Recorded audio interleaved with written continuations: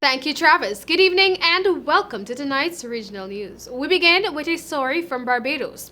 Barbados will not be stepping down from using Cuban nurses in the fight against the coronavirus COVID-19 in spite of threats from the United States. Speaking during a question and answer session at a Barbados Labour Party branch meeting in St. Philip's South on Monday evening, Minister of Health Jeffrey Bostic underscored Barbados' policy of friends of all, satellites of none. He said, I quote, Barbados is a sovereign country and we make decisions in the interests of the country just like other countries large and small.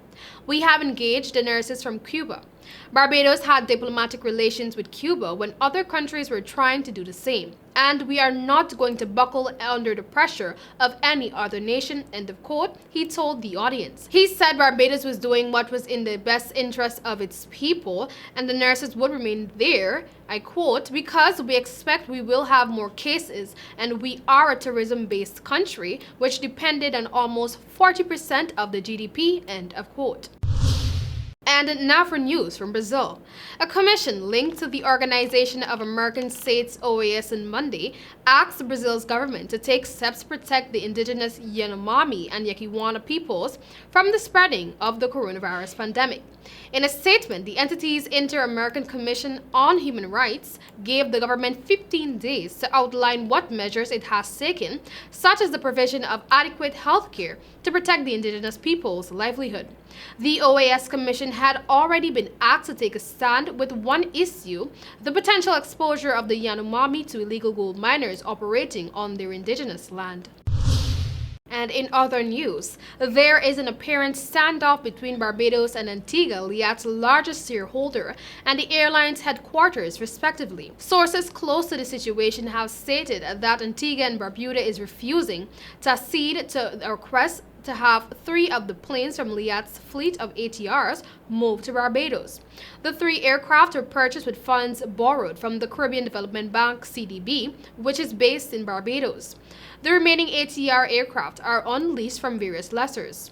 On Saturday, Prime Minister Gaston Brown announced at a meeting of the major shareholders, the governments of Barbados, Antigua and Barbuda, St. Vincent and the Grenadines and Dominica, has been set for Monday, July 20. It comes after a week after another scheduled meeting failed to get off the ground due to the unavailability of Prime Minister Mia Mottley. Former aviation minister and current political leader of the United Progressive Party UPP, Harold Lovell, says while he supports not allowing the planes to be moved from Antigua, Prime Minister Brown is to blame for the way things are playing out. But Lovell says he supports holding the planes in Antigua. And finally, in tonight's regional news, Mexican President Andrés Manuel López Obrador said on Monday he would maintain a less confrontational approach to battling drug gangs even after one of Mexico's most powerful cartels showcased its firepower in a video that stunned Mexicans. A video purportedly shot by the Jalisco New Generation cartel showing dozens of armed gang members in a bulletproof vests in front of armored cars painted in military-style camouflage went viral on social media on Friday. López Obrador said he would not repeat the mistakes of previous administrations that failed to contain cartel violence, which surged after former President Felipe Calderón launched a military-led crackdown on the gangs in late 2006.